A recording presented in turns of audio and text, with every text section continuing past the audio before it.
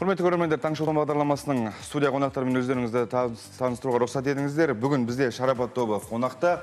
Жігіттер, қош келдіңіздер. Сондай-ақ жетіген аспабында ойнайтын Рафхат Ізден және осы топтың әншісі Есбол Сәнбай және Шаңбай және бас домбырашы, яғни ұрмал аспапта ойнайтын Қанат Ботабаев. Қош келдіңіздер. Көңілдеріңіз қалай? Жақсы, шүкір. Барлығы ойдағыдай. Ойдағыдай, әрине. Енді бұл ерекше топ, Шарапат тобы қазір бізді тәнті етіп жүрген, барша аспапты жаңартып жүрген топтың бірі ғой. Енді жалпы осы топ туралы айтайықшы біз. Қай кезде құрылды? Енді бұл Шарапат тобы былтыр ғана июн айында, яғни маусым айында құрылды. Мінекей бұйыртса тай-тай басқан бір жастағы сәби десек болады. Ең бірінші өзіміздің тұсаукесерімізді осы 6 күні болатын The Spirit of Tengri фестивалінде өзіміздің ең бірінші сахнамызда өнер көрсеттік. Енді бұйырса осы тағы да осы 6 маусымда болатын осы концертке тағы да қатысамыз, бұйырса. Бұл Республика сарайының алдында барша жұртпен тікелей қауышатын үлкен жоба болғалы тұр. Жалпы топқа қайтар олайықшы, бұл топтың бағыты қандай қазіргі? Енді топтың бағыты этно-рок тобы, бұл жанр. Енді жалпы қазіргі уақыттағы өзіміздің дәстүрлі әндерді және де халық әндері болсын барлығын осы заманауи бағытта әрлеп шығарып жатырмыз. Енді осы 2014 жылы 12 желтоқсанда өзіміздің алғашқы үнтаспамыз шығардық, Сарыарқа атты. Сол жерден тыңдап көруге болады. Бәрекелді, енді осындай электро дейміз ғой, жетігенді, жаңа ұрмал аспап, осыны домбыра бар. Жалпы бұның барлығының басын қосу кімнің идеясы болды? Енді бар Нұржан ағамыз, Нұржан Тойшы деген ағамыз, оның алдында Алдаспан деген топты құрды. Ол жерде тек қана электр домбыра аспаптары болатын болса, осы жолғы жобасында мінекей сол электр домбыралардың қасына өзіміздің халық аспабымыз осы электр жетігенді ойлап тапты. Енді көп жердегі сұрақ осы шығар сіздерге қойылып жатқан, жаңағы өзінің үнін жоғалтып алған жоқ па деген. Расында жоғалтпай ма екен? Енді жоғалтқанда дәл жаңағы 100-ден сол 100 демегенмен жалпы ішінен бір 60-70% бар. Өзінің үні өзгертулер бар. Өзгертулер енді бұл жерде дыбыс қабылдағышпен теміршектен құрылғандықтан кішкене сәл өзгешелік болады. Өйткені ол үлкен стадиондарда дейді ғой, үлкен сахналарда ойнаған кездерде сол жерге құрылатын аппараттардың мүмкіндігіне яғни сай келеді десек болады. Себебі акустикалық аспаптарға, домбыраға, жетігенге бір ішіне дыбыс қабылдағыш болмағанмен микрофон қояды кішкентай. Ондай да әдістер бар көріп жүргендей. Бірақ енді ода жаңағыдай үлкен ауқымды аппаратураға қосқан кездерде ол дауыс таза шықпай кетеді, айқайлап, шулап, ол акустикаға арналғаннан кейін бәрібір. Электроға ол өзінің электрондық нұсқасы керек деп ойлаймын. Енді жалпы өзіңізге қай аспапта ойнаған ыңғайлы, осы электрлық па, әлде ілгерідегі жетіген дұрыс па? Мен өзім негізі Құрманғазы атындағы Қазақ ұлттық консерваториясын домбыра прима мамандығымен бітірдім. Жалпы енді қосымша аспаптар ойнай береміз, жақсы көретін аспабымыз бар, гитараны да жақсы, өзім енді мықты демегенмен енді жақсы көріп ойнаймын, өзімнің қалауымның бірі.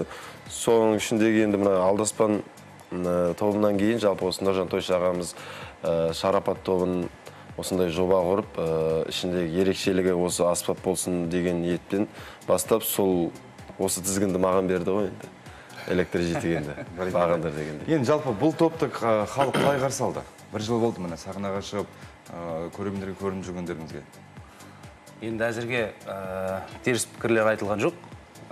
Аллаға шүкір, әйтеуір ең бастысы мынау электр жетіген болғаны көбінесе осыған көз тігеді, көбісі не деген аспап деген сияқты таңғалып кәдімгі ұстап көріп жатады. Әзірге ондай теріс пікірлер айтылған жоқ енді, шүкір.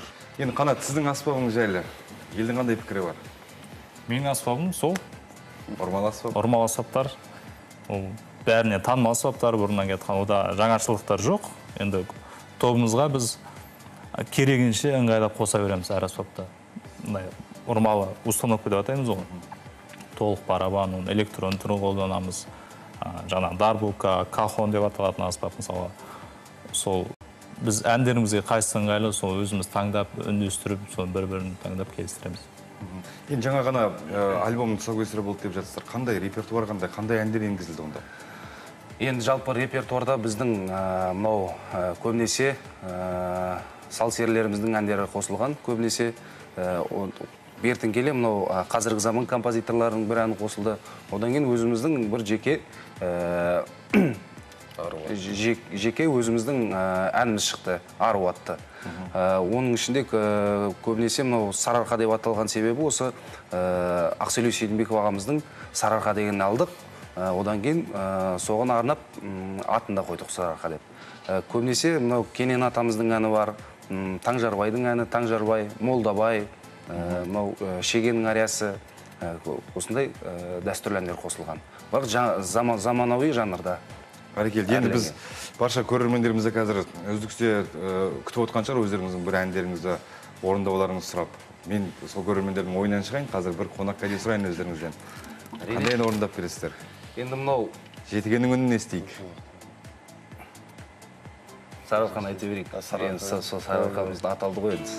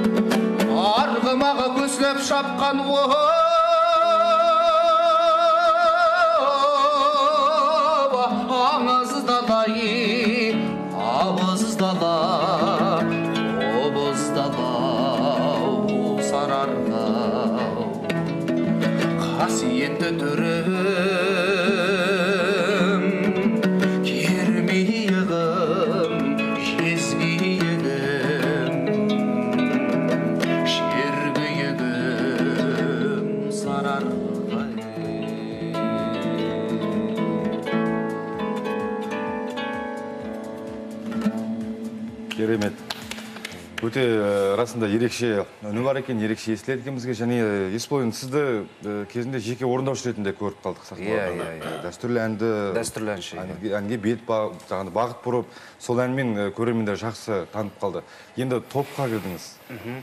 Топта жұмыс жасаған қиын емес пе екен? Енді алғашыда әрине мынау дәстүрлі әнді айтып жүріп, мынау кәдімгідей эстрадаға көшу. Енді эстрадны бағыт қой енді бұлда. Көшу енді алғашыда кішкене сәл-сәл қиындау болды. Енді көш жүре түзіледі дейді ғой. Жүре үйреніп, мына жігіттердің де біраз нәрсе алып, әзірге шүкір. Бір қалыпқа түсіп келе жатырмыз, иә. Жемін. Топта жұмыс істеген ыңғайлы ма екен негізі? Әрине, енді мынау ең бірінші ауызбіршілік қой бұл жерде. Ауызбіршілігіміз жақсы болса, әр уақытта алынбайтын қамал жоқ деп ойлаймын. Ауызбіршілікте. Шүкір, жігіттеріміздің барлығы бір-бірімізді тыңдап, әр уақытта бір-біріміздің көңілімізден шығамыз. Бәрекелді, енді бізге оңтүстік Қазақстаннан Айжан есімді көрерменіміз байланысқа қосылған екен. Айжан, саламатсыз ба? Тыңдап тұрмыз. Саламатсыз, Шарапат тобына сұрақ қояйын дедім. Иә. Тракторлық сапарлармен оңтүстік Қазақстан облысына қашан келеді екен? Жетісай қаласы. Охо, жетісайлық көрермендеріміз Жетісайға қашан келеді? Жетісайлық жоқ па арамызда? Онда көрермендеріміз хабарласып жатыр екен. Қашан барасыздар? Енді алдағы жоспарымызда енді жалпы өзіміздің ән қорымызды толықтырып жатырмыз. Енді құрылғанымызға бір жыл болды ғой дегенмен де. Әзірге репертуарларымызды толықтырып алайық. Одан кейін бүкіл қазақ жұртын араласақ деген бір жақсы ниетіміз бар өзіміздің жоспар болашақта. Әрине, хабарласқаныңызға көп рахмет. Мұндай естиміз деп ойлаған жоқпыз. Жігіттер барлығымыз таңғалып отырмыз. Енді бұйырса, Алла бұйырса барамыз. Демек, өнерлеріңіз көрермендерімізге ұнағаны. Енді бұл аспап қай кезде қосылады топқа? Жаңағы әннен күттік байқалмады. Әлде басқа ән керек пе? Басқа әндер негізі бар кезде қосыламыз. Запаспен дейді ғой. Қанаттың жаңағы топсыздар ғой, енді бөліп жамай қосылған бір ән тыңдап көрсек. Ал онда Кенен атамыздың Көкшолағын орындап берейік, онда жаңаша бағытта деп айтсақ, енді көрермендеріміз көбінесе мынау өзіміздің тараздық тобымыз бар, Тараз триосы, соның естуінде көп біледі ғой. Енді мынау өзіміздің бір жаңаша бір жаңа бағытта айтып көрейік енді. Бәрекелді.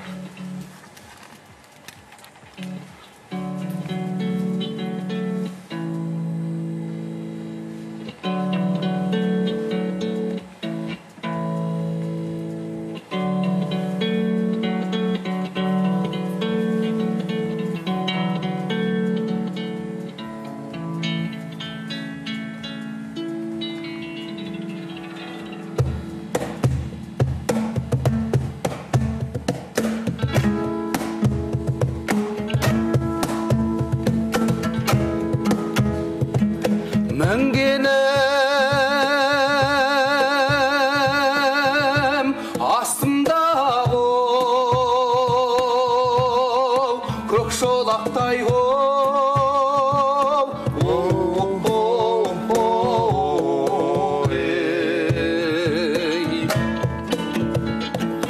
жалы жоқ құйрығы жоқ шолақ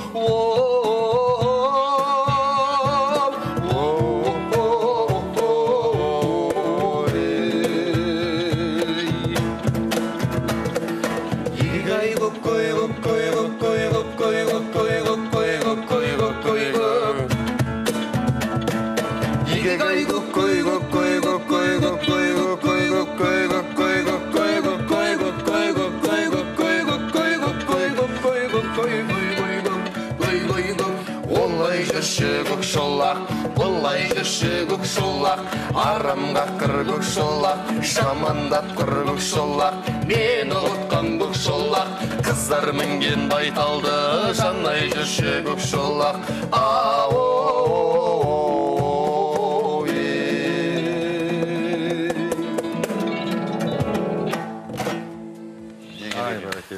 Өте керемет.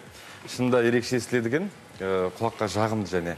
Енді жаңа альбом шықты ең бастысы, жаңа концерт алда болады деп те оны жоспарлап жатсыздар. Жоспардың бәрі жүзеге ассын. Және біздің арнамызды тамашалап отырған барша көрермендерімізге тілектеріңізді айтсаңыздар. Рахмат, сізден бастайық. Жалпы енді барлық көрермендерімізге алғысымыз шексіз, қайырлы таң дейміз. Жалпы басталып отырған күндеріңіз сәтті өтсін. Болашақта енді электр жетегеннің дауысын күтіңіздер деймін. дейін. Жаңа тәйте басып кеткен группа болғандықтан. Сонымен қатар барша қазақстандықтарға және де өзімнің ата-анама, бауырларыма, туыстарыма сәлем жолдап қалайын.